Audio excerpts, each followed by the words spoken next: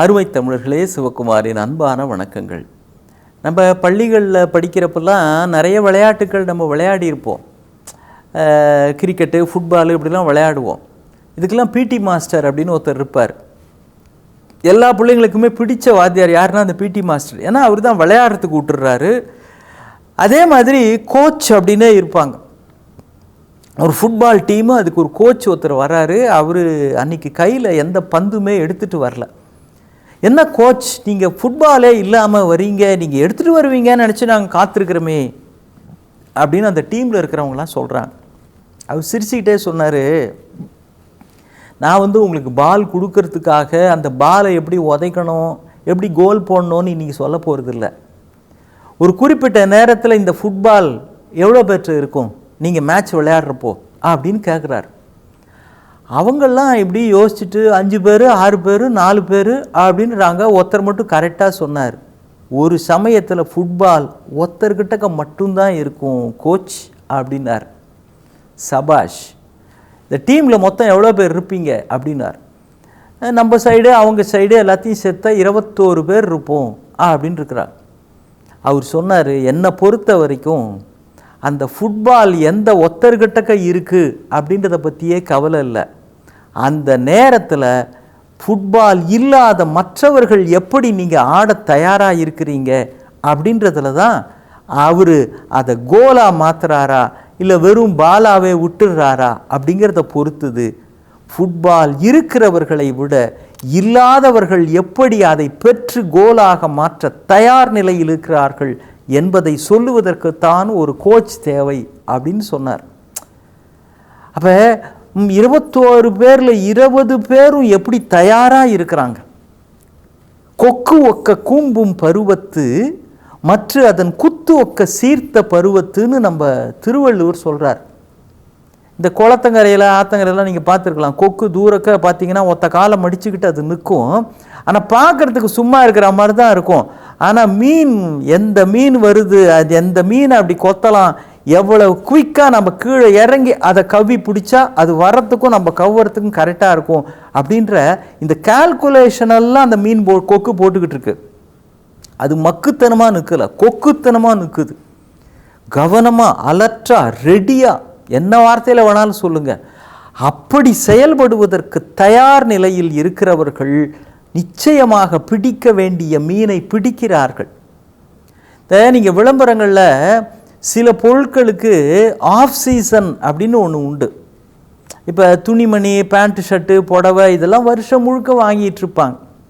அப்புறம் அரிசி, உளுத்தம்பருப்பு, கடலைப்பருப்பு இதெல்லாமும் வருஷம் முழுக்க, தேங்காய், மாங்காய், காய்கறிகள் இதுக்கெல்லாம் வருஷம் முழுக்க சீசன் உண்டுங்க. ஏன்னா வாழ்நாள் முழுக்க சாப்பிட்டு தான் ஆகணும், ட்ரெஸ் பண்ணி தான் ஆகணும், இதெல்லாம் வேண்டாம் அப்படின்னு. ஆனால் சில வகையான பொருட்களுக்கெல்லாம் ஒரு குறிப்பிட்ட காலகட்டத்தில் தான் அதுக்கு நிறைய மதிப்பு இருக்கும். இப்போ இந்த ஐஸ்கிரீம், கூல்ட்ரிங்க்ஸு இதெல்லாம் சாப்பிட்றோமே, இது எப்போ? வெய்ய நாளில் சாப்பிடுவோம். இந்த மழை நாட்கள், குளிர் நாட்கள், புயல் வீசுது, அப்போல்லாம் யாராவது போய் கூல்ட்ரிங்க்ஸ் வாங்கி குடிச்சிக்கிட்டு இருப்போமா? வெத்து ஊதுதுப்பா, ஒரு கூல்ட்ரிங்க்ஸ் ஒன்று போடுங்க அப்படின்னு சொல்லுவோம். அப்பா கலர் கொடுப்பா அப்படிம்பாங்க கிராம பக்கங்கள்லாம். அப்பா ஒரு கலர், ஒரு சோடா ஒன்று கொடு அப்படிம்பாங்க. அப்போ புயல் மழை வீசுகிற காலங்களில், குளிர் காலங்களில் இந்த குளிர்பானங்கள் இருக்கிறதே, இதற்கான காலம் ஆஃப் சீசனாக மாறிவிடும். அதுக்குன்னு மார்க்கெட் பெருசாக இருக்காது. அப்போ கவனிச்சிருக்கிறீங்களா? அதை விற்பனை செய்கிறவங்க இதுக்காக அந்த 6 மாதம் 4 மாதம் விற்பனை இல்லாமல் அப்படியே வச்சுருக்க முடியுமா? அதை ரொம்ப சாமர்த்தியமாக விளம்பரம் செய்வாங்க. நீங்கள் ஒரு தோசை சாப்பிட்டுட்டு எங்கள் குளிர்பானத்தை சாப்பிடுங்க, இது அருமையான காம்பினேஷன் அப்படின்னு விளம்பரம் பண்ணுவாங்க. பிரமாதமாக கார சாரமாக ஒரு சென்னை சாப்பாடு சாப்பிட்டுட்டு அதுக்கு பிறகு இந்த கூல்ட்ரிங்க் சாப்பிடுங்க, சில்லுன்னு பிரமாதமாக இருக்கும் அப்படின்னு விளம்பரம் பண்ணுவாங்க. ஏன்? ஆஃப் சீசன்றதுக்காக விட்டுற முடியாது. அப்பொழுதும் எது புழக்கத்தில் இருக்கிறதோ, விரும்பி வாங்குகிறார்களோ அதனோடு இதை சேர்ப்பது. இதுதான் குத்து ஒக்க சீர்த்த பருவத்து மட்டும் இல்லை, கொக்கு ஒக்க கூம்பும் பருவம். கூம்பும் பருவம்ன்றது தான் ஆஃப் சீசன். அந்த டைமில் எப்படி செய்யணுமோ அப்படி செயல்படுவது தான் புத்திசாலித்தனத்திற்கு அடையாளம். ஆனால் ஒன்றுங்க, வெறும் புத்திசாலித்தனம் போதுமா? வெறும் அறிவுபூர்வமாக லாபம் எவ்வளோ, ப்ராஃபிட் எவ்வளோ, நாம் எவ்வளோ சம்பாதிச்சோம் இப்படி மட்டுமே பார்த்துக்கிட்டு இருந்தா கொக்குக்கும் நமக்கும் என்னங்க வித்தியாசம்? ஹெர்பர்ட்னு பெரிய இசை கலைஞன், அவனை ஒரு நாள் மாலை லண்டனில் கூப்பிட்டு விருது தராங்க. அவர் காரில் வந்துக்கிட்டே இருக்கிறாரு. மேலை நாடுகளில், அதுவும் குறிப்பாக ஆங்கிலேயர்களை பொறுத்த வரைக்கும் இந்த நேரத்தில் அவங்க ரொம்ப எச்சரிக்கையாக கவனமாக இருப்பாங்க. பங்க்சுவாலிட்டின்னு சொல்கிறோமே, அதெல்லாம் 6 மணிக்கு நிகழ்ச்சின்னா கரெக்டாக 6 மணிக்கு தொடங்கிடுவாங்க. 7 மணிக்கு இசை நிகழ்ச்சி ஆரம்பிக்க போகுதுன்னா 7 மணிக்கு அரங்கம் நிரம்பிடும். அந்த இசை கலைஞர்கள்லாம் தயாராக இருப்பாங்க. நம்ம மொழியில் சொல்லணும்னா இறை வணக்கம், தமிழ்த்தாய் வாழ்த்து தொடங்கிடுவாங்க. ஆங்கிலேயர்கள் எப்படி தமிழ்த்தாய் வாழ்த்து பாடுவாங்களாம் கேட்கக்கூடாது. அவங்க மொழியில் தொடங்குவதை தொடங்கி விடுவார்கள். நேரத்தை கீப்பப் பண்ணுறதுல ரொம்ப பர்ஃபெக்டாக இருப்பாங்க. அதுவும் ஆங்கிலேயர்கள் எப்பொழுதுமே அந்த மரபு. சில இனங்களுக்கு சில வாழ்க்கை முறைன்றது அப்படியே இயல்பாகவே வரும். ஆனால் ஹெர்பர்ட் அன்றைக்கி 6:30 மணிக்கு நிகழ்ச்சி, அவருக்கு ஒரு விருது வேற தராங்க. அன்றைக்கி அவர் போய் சேர்றப்போ மணி 7 ஆயிடுது. அரங்கத்தில் ஒரு பெரிய சலசலப்பு, ஒரு மாதிரி என்னடா இது அப்படின்னு. அதுவும் ஒரு பெரிய இசை கலைஞன்கிட்டக்க இந்த மாதிரி ஒரு தரமற்ற ஒரு அணுகுமுறையை அவங்க எதிர்பார்க்கல. அவர் வராரு, என்ன ஹெர்பர்ட், எல்லாரும் ரொம்ப உங்களுக்காக காத்திருக்கிறாங்க, உங்கள் இசை நிகழ்ச்சி கேட்கணும்னு 1000 பேர் ஆவலோட காத்திருக்கிறாங்க, டிக்கெட் வேற வாங்கிட்டு வந்திருக்கிறாங்க, இதெல்லாம் பொருட்படுத்தாமல் நீங்கள் இப்படி பண்ணுறீங்களே அப்படின்னு. அவர் இங்கே பார்த்தீங்களா அப்படின்னு காட்டுறாரு தன்னுடைய கோட். அந்த கோட் அங்கங்கே அழுக்காக இருக்குது. அச்சோ, என்ன ஹெர்பர்ட், இதோடையா நீங்கள் ஸ்டேஜுக்கு போக போகிறீங்க, இதோடையா மியூசிக் கண்டக்ட் பண்ண போகிறீங்க, என்னது இது அப்படின்னு கேட்குறாரு அந்த அமைப்பாளர். இல்லை, வர வழியில் ஒரு சின்ன சிக்கல்னு. என்ன, ஏதாவது ஆக்சிடெண்ட் ஆகிடுச்சா, கார் ஏதாவது ப்ராப்ளமா, உங்களுக்கு அடிக்கடி ஏதாவது பட்டுதா? அவர் பதறி போய் கேட்குறான். அவர் சொன்னார், இல்லை, வர வழியில் வண்டியில் ஒருத்தர் நிறைய மூட்டைகள் அதெல்லாம் ஏற்றிக்கிட்டு கஷ்டப்பட்டு இழுத்துக்கிட்டு போகிறாரு. அப்போ 2 மூட்டை கீழே விழுந்துருச்சு.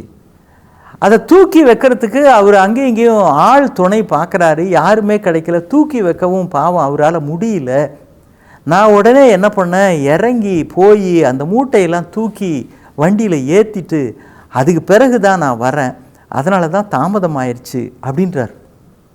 மிகப்பெரிய இசை கலைஞன், விருதாளன், ஒரு தேசமே கொண்டாடுகின்றவன். அவன் சொல்லுகிறான், ஒரு மூட்டை தூக்குற தொழிலாளிக்காக நான் 2 மூட்டைகளை ஏற்றி வைத்து விட்டு வந்ததால் தாமதமாகிவிட்டது. இது அவங்களால ஜீரணிச்சிக்கவே முடியல. என்னையா இது ரொம்ப வினோதமாக இருக்குது, என்ன இன்னைக்கு போய் இப்படி பண்ணுறீங்களேன்னு அவர் சொல்கிறாரு. நான் விருது பெறுகிற விருதாளன் என்பது மகிழ்ச்சி தான். என்னுடைய இசையை கேட்டு இந்த 1000 பேர் மகிழப் போகிறார்கள், அதுவும் பெருமைதான். ஆனால் தாமதம் ஆனால் பரவாயில்லை என்று நான் நினைத்தேன்.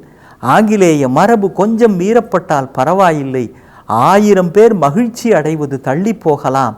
ஆனால் ஒரு மனிதன் ஒரு மூட்டையை தூக்க முடியாமல் கஷ்டப்பட்டு கொண்டிருக்கிற பொழுது ஒருவன் கஷ்டப்படுவதை பார்த்தும் பாராமல் வந்து நான் மகிழ்ச்சி அடைய வேண்டும், நான் விருது பெற்று பெருமை அடைய வேண்டும்ங்கிறத என் மனசாட்சி எனக்கு அனுமதிக்கலை.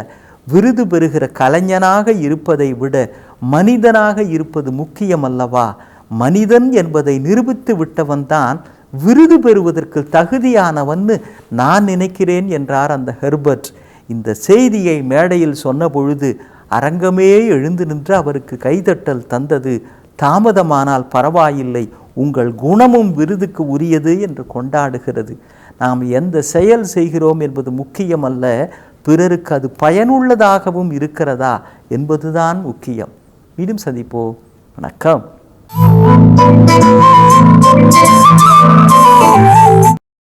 இன்னும் பல வீடியோக்களை காண சன் லைஃப் சேனலை சப்ஸ்கிரைப் பண்ணுங்க.